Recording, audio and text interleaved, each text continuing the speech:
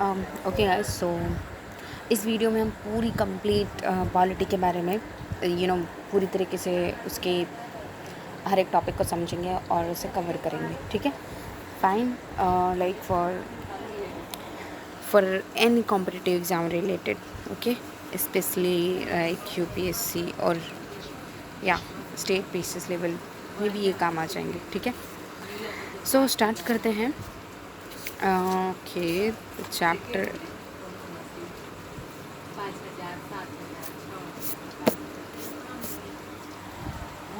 Fine. सो historical background से related question है. हम सारी चीज़ों को बहुत ही अच्छे तरीके से एनालाइज करते हुए करते हैं. ठीक है, तो यहाँ पे क्या है क्वेश्चन है, जैसे कि हिस्टोरिकल बैकग्राउंड से रिलेटेड क्या क्या. सो पहले इंपॉर्टेंटली हमें पता होना चाहिए, मतलब लाइन टू लाइन नहीं करेंगे बट इंपॉर्टेंट चीज़ें हम ज़रूर कवर करेंगे. ठीक है, सो जो कंपनी का रूल है उसमें ये बहुत ही इंपॉर्टेंट है कि 1773 का एक्ट, इसने क्या चीज़ें लाई थी. इसमें 3 स्टेप लिए गए थे. ठीक है, by the British government to control and regulate करने के लिए affairs of the East India Company India में. और इसने रिकॉग्नाइज किया था for the first time the political administrative function of the company. Okay, and इसने सेंट्रल एडमिनिस्ट्रेशन का फाउंडेशन भी रखा था इंडिया में. अब इसने क्या क्या किया था देखते हैं हम, मतलब डायरेक्टली मेन चीज़ों पे ही अपना फोकस करेंगे. ठीक है, आलतू फालतू चीज़ें हम नहीं पढ़ेंगे, जो बहुत इंपॉर्टेंट है वही चीज़ें करेंगे. ठीक है, सो 1773 का ये जो है बहुत इंपॉर्टेंट है. मतलब इसमें क्या हुआ था कि बंगाल के गवर्नर को एज ए गवर्नर जनरल बना दिया गया था. एंड एग्जीक्यूटिव काउंसिल बना दिया गया था चार मेंबर्स का, जो कि उसको हेल्प करते हैं. ठीक है, एंड पहला ऐसा गवर्नर जनरल जो था वो लॉर्ड वारेन हेस्टिंग था. ठीक है, एंड जो इसने क्या होता है, इसने गवर्नर ऑफ बॉम्बे के एंड मद्रास प्रेसिडेंसी को ना सबऑर्डिनेट बना दिया था इस गवर्नर जनरल ऑफ बंगाल के. ठीक है, अनलाइक कि अर्लियर जब मतलब ये तीनों ही प्रेसिडेंसीज जो थे इंडिपेंडेंट थे एक दूसरे से. ठीक है, एंड फिर इसने क्या किया था कि इसने प्रोवाइड किया था establishment of the supreme court Calcutta में, एंड जो कंप्राइज करता है 1 चीफ जस्टिस एंड 3 अदर जजेस को. ठीक है, फिर इसने क्या किया था कि इसने प्रोहिबिट किया था सर्वेंट ऑफ द कंपनी का from engaging in any private trade और एक्सेप्टिंग प्रेजेंट और ब्राइब्स फ्रॉम द नेटिव्स. ठीक है, सो इसने क्या किया था कि इसने सर्वेंट को वो मतलब मना कर दिया था कि इससे जो है प्रोहिबिट किया था कि हाँ, एक किसी प्राइवेट ट्रेड में नहीं आना, ना ही एक्सेप्ट करना है प्रेजेंट और bribes from other native people. ठीक है, और इसने स्ट्रेंथन किया था control of the British government का ओवर कंपनी पे बाय रिक्वायरिंग कि कोर्ट ऑफ जो डायरेक्टर होंगे, ठीक है, ये गवर्निंग बॉडी होगी कंपनी की, तो वो रिपोर्ट करेगी उसके रेवेन्यू को लेकर के, सिविल एंड मिलिट्री अफेयर्स को लेकर के इंडिया में. ठीक है, और जो भी इंडिया में ये सारी चीज़ें हो रही हैं ना, तो उससे रिगार्डिंग इसको रिपोर्ट देना पड़ेगा. ठीक है, किसको, वहाँ के अपने ऊपर की अथॉरिटी को. ठीक है, जो कि ब्रिटेन की गवर्नमेंट रही होगी उस टाइम पे, उसको. सो अब यहाँ पे क्या हुआ है कि control of the British government. हाँ, सब यहाँ पे क्या होता है कि अब नेक्स्ट इज़ बहुत इंपॉर्टेंट जो चीज़ है हमारी, सो वो है, ठीक है, देखते हैं. नेक्स्ट इंपॉर्टेंट चीज़ है पिट्स इंडिया एक्ट जो है 1784 का. तो कोई पूछे पिट्स इंडिया एक्ट कब आया, तो क्या कहेंगे हम, 1784 में आया. ठीक है, 1784 में पिट्स इंडिया एक्ट आया. ओके, सो जब ये 1784 में कब आया पिट्स इंडिया एक्ट, 1784 में आया. ठीक है, सो पिट्स इंडिया एक्ट 1784 में आया. ठीक है, तो ये है, इसने क्या किया, इसने डिस्टिंग्विश किया between commercial and political function of the company के बीच में. ठीक है, मतलब कंपनी की फंक्शन जो पॉलिटिकल है, कमर्शियल, उसको अलग अलग कर दिया. एंड इसने अलाउ किया कोर्ट ऑफ डायरेक्टर्स को कि वो मैनेज कर सकते हैं कमर्शियल अफेयर्स को, बट क्रिएट किया एक नया बॉडी जिसको हम बोर्ड ऑफ कंट्रोल कहते हैं, जो कि मैनेज करता है पॉलिटिकल अफेयर्स को. और इसलिए क्या किया, इसने इस्टेब्लिश किया एक सिस्टम ऑफ डबल गवर्नमेंट का. ठीक है, इसलिए इसने सिस्टम ऑफ डबल गवर्नमेंट का इस्टेब्लिश कर दिया. क्योंकि इसने यहाँ पे कोर्ट ऑफ डायरेक्टर्स को, ठीक है, डायरेक्टर्स क्या करते हैं, कमर्शियल अफेयर्स को मैनेज करते हैं. एंड एक क्रिएट किया न्यू बॉडी जो कि बोर्ड ऑफ कंट्रोल, जो कि पॉलिटिकल अफेयर्स को मैनेज करेगी. ठीक है, और इसने एम्पावर भी किया बोर्ड ऑफ कंट्रोल को to supervise and direct all operations of the civil and military government और रेवेन्यूज़ का of the British positions in India में. ठीक है, सो बोर्ड ऑफ कंट्रोल को इसने साथ साथ क्या कहा कि आप रेवेन्यू से रिगार्डिंग एंड मिलिट्री गवर्नमेंट से रिगार्डिंग सिविल चीज़ों को भी देखिए. ठीक है, डायरेक्टर की ऑल ऑपरेशंस. ठीक है, सुपरवाइज एंड डायरेक्ट सारे ऑपरेशंस जो है सिविल के, मिलिट्री के, ब्रिटिश पोजीशंस के, सब चीज़ों का मतलब इन सब से related power board of control को दे दिया, ठीक है। सो इसमें क्या हुआ कि thus the act was known for two reason, दो चीज़ों के लिए जाना जाता है कि दैट कंपनी का टेरिटरीज़ को इंडिया में जो थी पहली बार इसमें क्या कहा गया, ब्रिटिश पोजीशंस कहा गया। एंड सेकेंड ये है कि ब्रिटिश गवर्नमेंट जो थी वो given supreme control over the company के अफेयर पे। सो ये जो भी थी ब्रिटिश गवर्नमेंट को सुप्रीम कंट्रोल दिया गया, ब्रिटिश गवर्नमेंट को सुप्रीम कंट्रोल दिया गया ओवर कंपनी के अफेयर्स पे और उसके एडमिनिस्ट्रेशन में, ठीक है, इन इंडिया। क्योंकि इन्होंने क्या किया था कि ये board of control and board of directors को क्रिएट कर दिया था ना, तो उनको रिपोर्ट करना पड़ता था ब्रिटिश गवर्नमेंट को, इस वजह से ऐसा कह सकते हैं, ठीक है। एंड देन क्या होता है, अब देन देखते हैं कौन सा इम्पॉर्टेंट है हमारे लिए बहुत ज़्यादा। सो वो है important, okay, so the important act is fine, government of the India act 1858 का बहुत इंपॉर्टेंट है, ठीक है। इसे हमें जानना बहुत ही मतलब याद रखनी चीज़ें बहुत ज़रूरी हैं, ठीक है। सो इसमें क्या है कि government of the India act क्या है, 1858, फर्स्ट वॉर ऑफ इंडिपेंडेंस जो 1857 में हुआ, उसके बाद ये एक्ट आया, ठीक है। इसने क्या किया, ये जो सिग्निफिकेंट एक्ट है is also known as a first war of independence, I mean sorry, जो हुआ था ना उसके पहले 1857 का रिवोल्ट, तो उसको जाना जाता है इस तरह से। एंड सिपोई म्यूटिनी भी उसको कहा जाता है, ठीक है। सो ये एक्ट जो है act for the good government of the India के नाम से भी जाना जाता है। 1858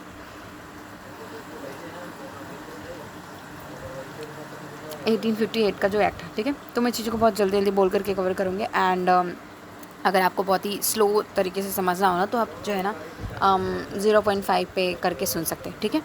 सो फाइन, देन यहाँ पे क्या होता है, the feature of this act are as follows, क्या दिया हुआ है कि मतलब इसने प्रोवाइड किया था कि दैट इंडिया को इसके बाद ये जो वॉर हुआ और उसके बाद ये एक्ट आया, तो क्या हुआ कि गवर्न बाय और in the name of her majesty.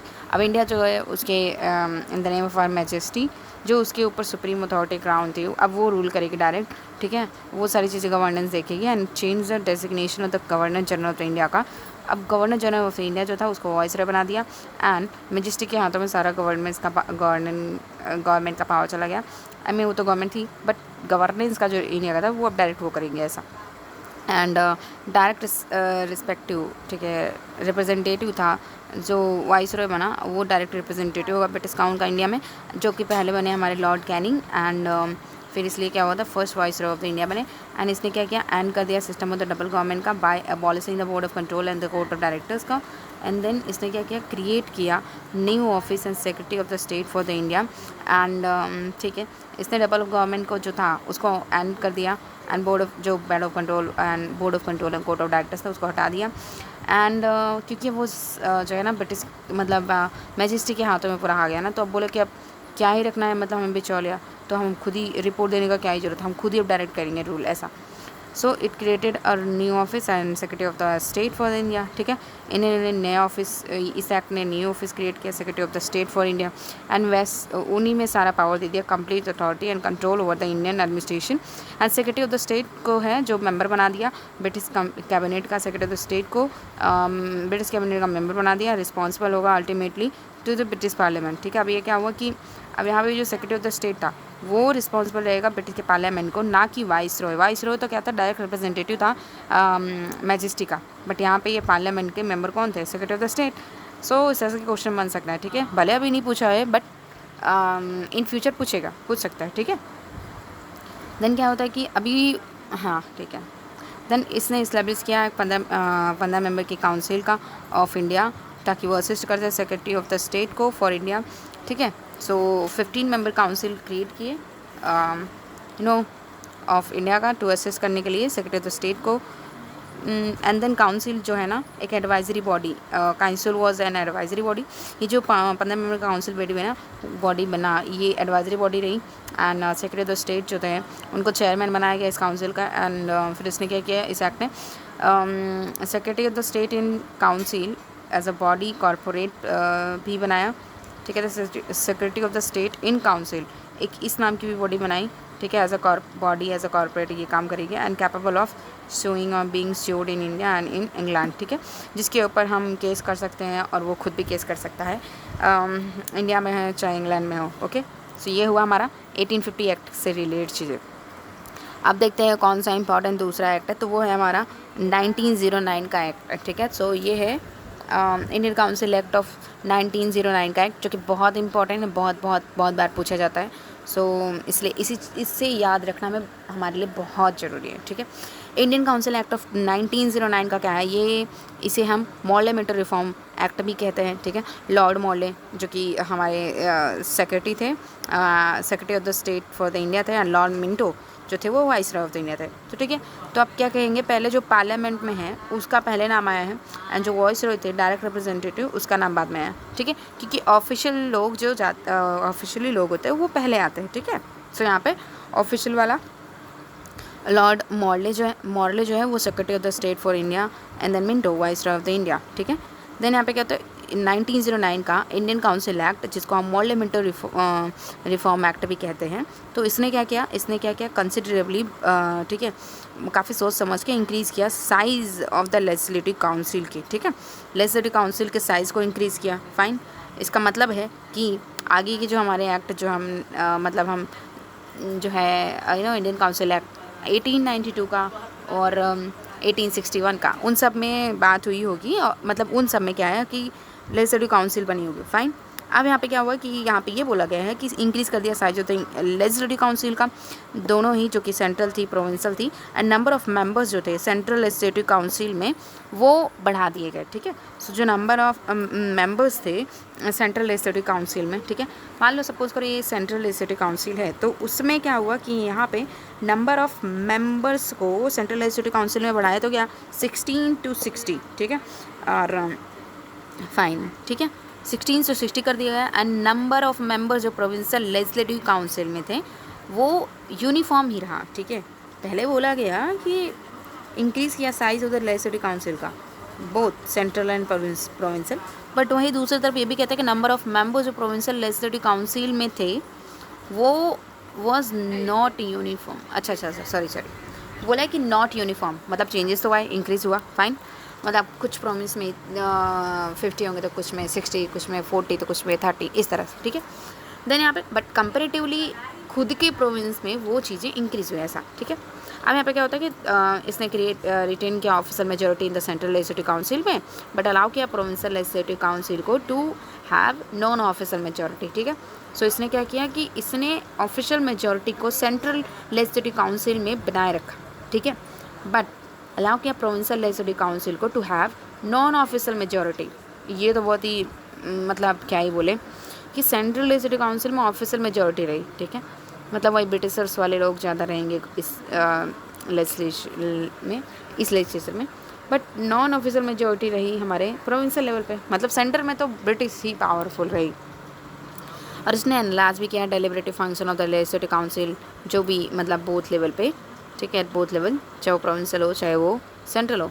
For examples members जो था अलाउ किए गए कि अब क्वेश्चन पूछ सकते हैं, सप्लीमेंट्री क्वेश्चंस, मूव कर सकते हैं resolution on the budget and so on, ये सारी चीज़ें, ठीक है।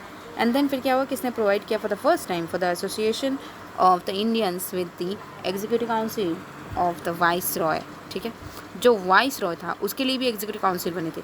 तो इसने यहाँ पे फर्स्ट टाइम बोला गया कि यहाँ पे फर्स्ट टाइम इंडियंस को भी एंट्री दी गई एग्जीक्यूटिव काउंसिल ऑफ वाइसरॉय के, ठीक है, एंड गवर्नर के भी, ठीक है। सत्येंद्र प्रसाद सिन्हा जो थे वो पहले इंडियन थे जिन्होंने ज्वाइन किया एग्जीक्यूटिव काउंसिल ऑफ वाइसरॉय के, और इनको अपॉइंट किया गया था एज अ लॉ मेंबर, ठीक है, सत्येंद्र प्रसाद सिन्हा, SP सिन्हा शॉर्ट में आप कह सकते हैं। एंड इसने इंट्रोड्यूस किया था सिस्टम ऑफ कम्युनल रिप्रेजेंटेशन को for Muslim bye accepting the concept of separate electorate, ठीक है।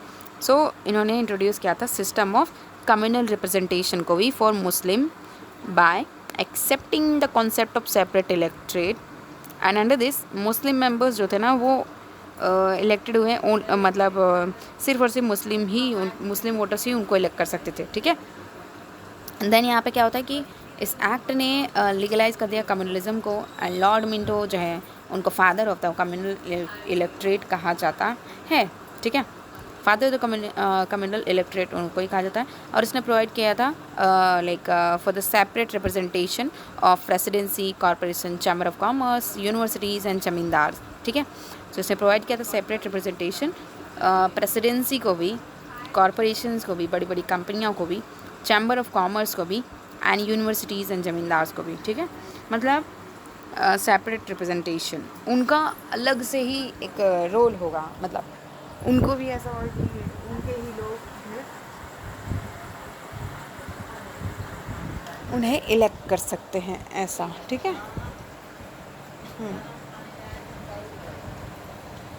जैसे कि मुस्लिम के लिए क्या था, ठीक है।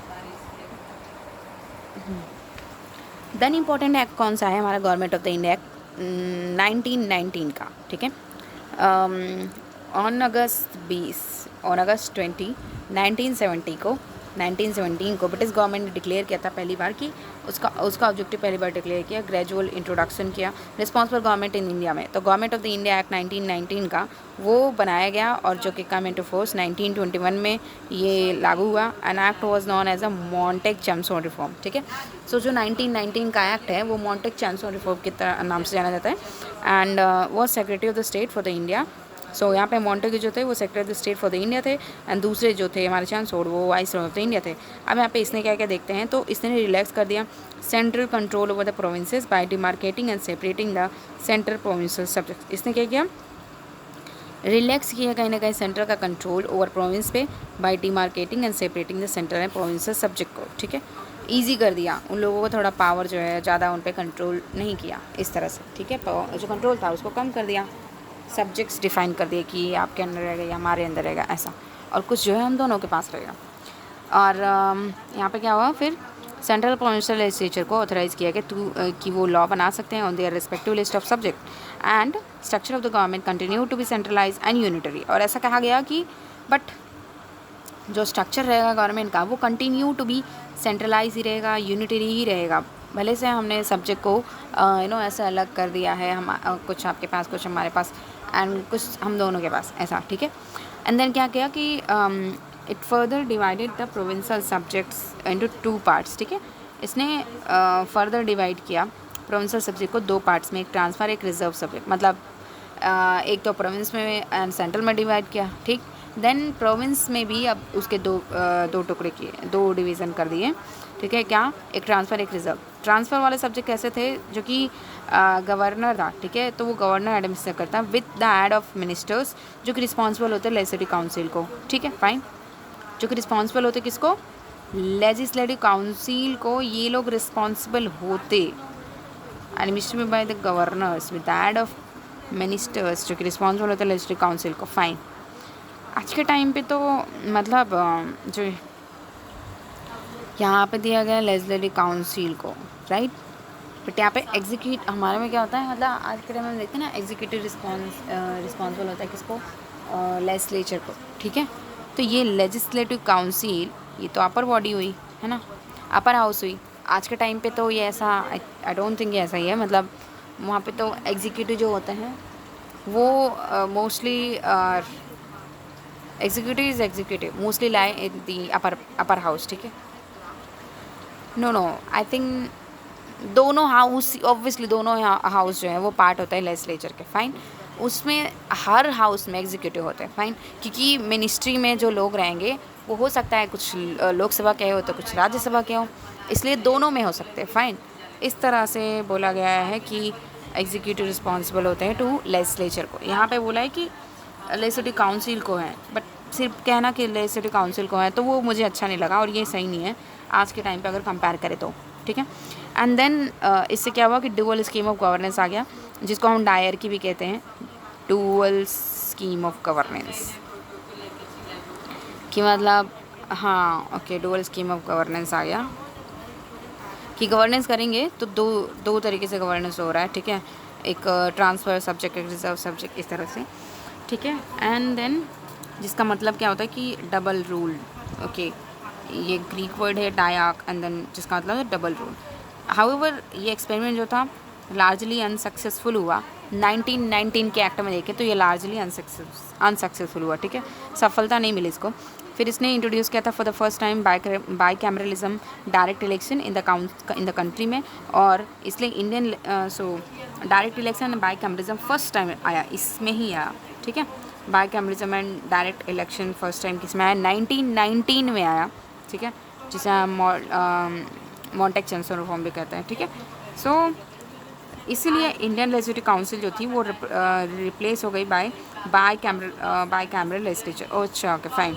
सो जो हमने पहले पॉइंट पढ़ा कि लेजिस्लेटिव काउंसिल को रिस्पॉन्सिबल थे, तो उस टाइम पे मतलब हमारा असेंबली तो था ही नहीं, बाद में आया। नेक्स्ट पॉइंट में बताया गया है कि अब बाय कैमरलिज्म आया, ठीक है fine.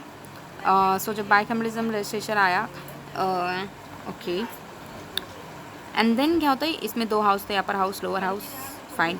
The majority of the members both house के जो थे वो chosen bye direct election, direct election से मेजोरिटी लोग चूज़ किए जाते हैं।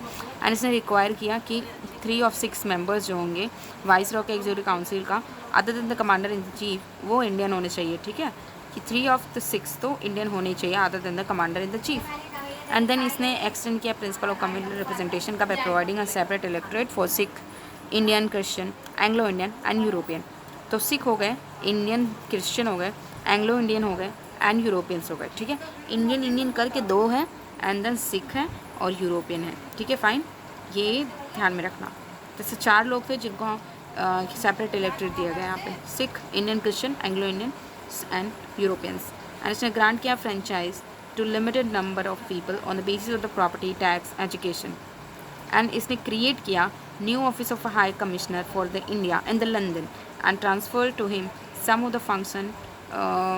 फंक्शन यू नो जो कि परफॉर्म किए जाते थे secretary of the state for the India, उससे कुछ फंक्शंस यू नो उससे लेकर के किसको दिया गया functions, you know high commissioner का ऑफिस जो क्रिएट हुआ लंदन में, तो उसको दिया गया, ठीक है, ट्रांसफ़र किया गया ऑफिस ऑफ हाई कमिश्नर, और उस पोस्ट पर व्यक्ति को दिया गया।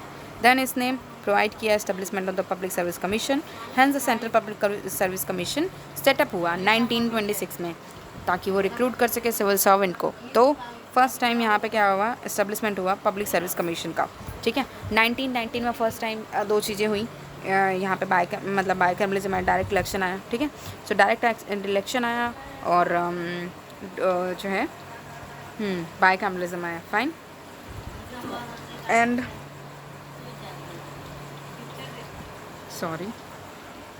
एंड फिर क्या होता है कि हाँ वो न्यू ऑफिस ही बनाया गया, ठीक है, तो ये बनाया गया। देन जो कम्युनिटी रिप्रेजेंटेशन हमने देखा कि 1909 में सिर्फ मुस्लिमों को था, और chamber of presidency, chamber of commerce and corporation उन लोगों को था, बट यहाँ पर इसने बहुत सारे लोगों को दे दिया, मतलब 4 लोगों को, ठीक है, Sikh, Indian Christian, Anglo Indians and Europeans को भी, फाइन। एंड देन क्या होता है कि इसने क्या हुआ कि इसने सेपरेट किया for the first time provincial budget को फ्रॉम द सेंट्रल बजट से, ठीक है, और इसने ऑथराइज़ किया प्रोविंशियल लेजिस्लेचर को ताकि वो अपना बजट बना सके, ठीक है। और इसने प्रोवाइड किया for the appointment of the statutory commission कि वो इंक्वायर कर सके इनटू एंड रिपोर्ट कर सके on it's working after 10 years of its coming into force, ठीक है। इसने प्रोवाइड किया कि अपॉइंटमेंट हो स्टैट्यूटरी कमीशन का, कि वो आए और वो देखे, पूछे, यू नो इंक्वायरी करे, देन रिपोर्ट करे on it's working after 10 years of its coming into force. So statutory commission की बात इसने की कि अपॉइंट होगा जो सारी चीज़ें देखेगा और रिपोर्ट करेगा, ठीक है। ये एक्ट कितना हमारा अच्छा हुआ या नहीं, क्या इसमें लूप होल्स थे, ठीक है, ऐसा। सो आफ्टर 10 years एस्टेब्लिशमेंट होने वाला जो ये था, मतलब 1919 में आया था ये एक्ट, राइट। सो 1920 में 1929 में ये आना चाहिए था, बट हुआ क्या एक्चुअल में, ये जो एक्ट है ये पहले ही आ गया, 2 साल पहले ही आ गया, फाइन। सो जब ये 2 साल पहले ही आ गया तो लेट्स सी कि नवंबर इटसेल्फ में द ब्रिटिश गवर्नमेंट ने अनाउंस कर दिया appointment of the 7 member statutory commission under the chairmanship of the John Simon, ठीक है। तो ब्रिटिश गवर्नमेंट ने अनाउंस किया अपॉइंटमेंट 7 member के अपॉइंटमेंट किया इस कमेटी में, एंड स्टैट्यूटरी कमीशन बनाया, ठीक है, 7 member की। चेयर कौन करता है इसको, सर जॉन साइमन, ठीक है, पर्सन का जॉन साइमन जो थे वो इसको चेयर करते, रिपोर्ट करते कंडीशन ऑफ द इंडिया का कि किस तक इसने इम्पैक्ट डाला इंडिया के गवर्नेंस पे, ठीक है, under its new constitution. And all the members of the commission were the British and the hence all the parties boycotted the commission, and the commission submitted its report in 1930 and recommended the abolition of diarchy and extension of responsible government in provinces and establishment of the Federation of India, British India and princely state होना चाहिए and continue होना चाहिए communal electorate and so on. ऐसी सारी चीज़ें इसने कही, ठीक है. So fine, okay, got it. इसने कम्युनल रिप्रेजेंटेशन को जो है बढ़ा कंटिन्यू करने को बोला, ये गलत बात बोला. फेडरेशन जहाँ तक कि ठीक है, अच्छी बात है. एबोलिशन ऑफ डायरकी की, हाँ चलो वो भी मतलब एक तरीके से ठीक है, ओके. एंड देन ये मतलब वो थोड़ा abolition of diarchy, okay fine. Then extension of responsible government का बोला प्रोविंसेस में, वो भी अच्छी बात है. बट यहाँ पे सबसे ख़राब बात ये है कि कम्युनल इलेक्टोरेट को इसने बढ़ावा दिया, ठीक है, और कोई भी मेंबर इंडिया का नहीं था. फाइन. सो मतलब कॉन्स्टिट्यूशन के हिसाब से कैसे इंडिया चलेगा कैसे नहीं चलेगा वो सारे डिसाइड यही कर रहे थे, ठीक है, कि गलत बात है, इसलिए इसको अपोज किया गया था. देन यहाँ पे क्या होता है कि British government convene the 3 round. अब यहाँ पे कहते हैं जब सबने इसको अपोज किया ना, सो ऑन, तो to consider the proposal of the commission, the British government ने क्या किया, कन्वीन किया, 3 राउंड टेबल कॉन्फ्रेंस किया and representative of the British government, the British India conference of the representative of the British government and the British India and the Indian princely state होता उसमें, ठीक है. तो ब्रिटिश गवर्नमेंट होता, British India और Indian princely state के representative होते. उन्हीं के साथ इसने क्या किया, ये 3 राउंड टेबल कॉन्फ्रेंस की. सो इसमें क्या on the basis of this discussion white paper on the constitutional reform prepared हुआ एंड सबमिट किया गया for the consideration of the joint select committee of the British parliament. अब देखो यहाँ पे ब्रिटिश पार्लियामेंट के जॉइंट सेलेक्ट कमेटी को submit किया गया. अब देखो यहाँ पे क्या होता है, रिकमेंडेशन जो थी कमेटी की वो इनकॉर्पोरेट की गई, ठीक है, in the next government of the India act 1935 में, ठीक है. सो 1935 के एक्ट में इन चीज़ों को इनकॉर्पोरेट किया गया. अब यहाँ पे कम्युनल अवार्ड आता है, जो कि हमारे साइमन कमीशन के बाद कम्युनल अवार्ड आता है इन अगस्त 1932 रामसे मैकडोनाल्ड. यहाँ पे क्या होता है कि ब्रिटिश प्राइम मिनिस्टर जो होते हैं वो अनाउंस करते हैं कि scheme of representation of the minorities, जो कि जिसे कम्युनल अवार्ड भी कहा जाता है, ठीक है.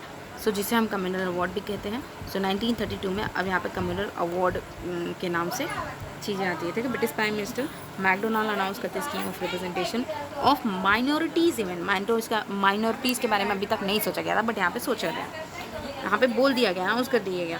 सो which come to known as communal award. अब यह अवार्ड जो था not only continued the separate electorate for the Muslim, Sikh और इंडियन क्रिश्चियन और द एंग्लो इंडियंस और Europeans, but also extended it to the depress classes, ठीक है. And यहाँ पे क्या होता है कि Muslim, Sikh, Indian Christian, Anglo Indians, Europeans तक ही सीमित नहीं रहा ये चीज़, बल्कि और भी ज़्यादा आगे बढ़ गया. एंड डिप्रेस क्लास तक को इन्होंने इसमें शामिल किया. शेड्यूल पता ना चेक करो.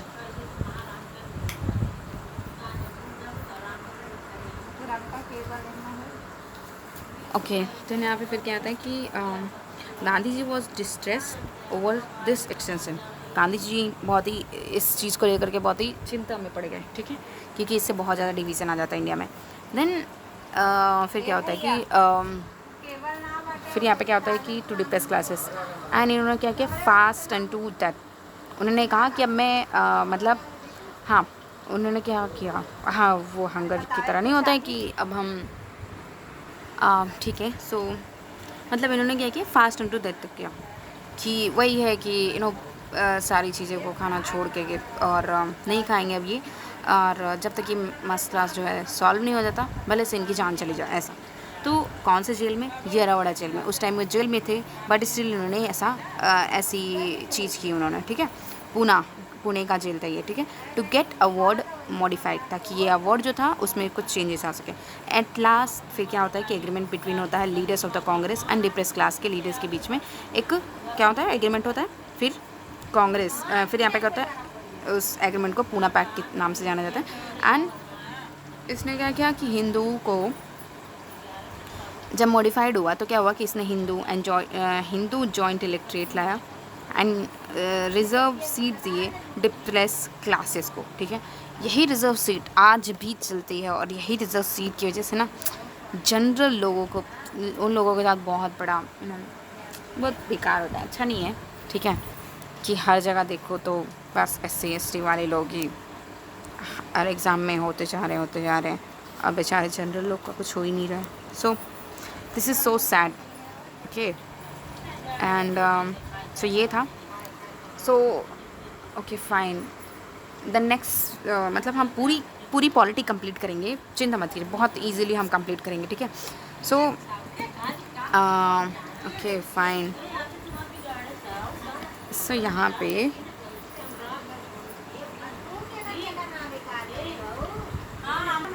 ये क्या है ना, आज बहुत ज़्यादा वॉइस हो रही है मेरे घर में, एक के बाद एक लोग आ ही जा रहे हैं, you know. It's because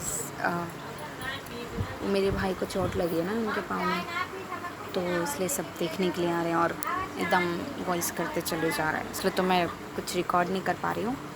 so ठीक है, नेक्स्ट सेशन में हम लोग कवर करेंगे, ठीक है। सो फ़िलहाल के लिए अभी इतना ही देखें और सीखें और इन चीज़ों को याद रखें, okay. Okay guys, thank you and bye bye, take care.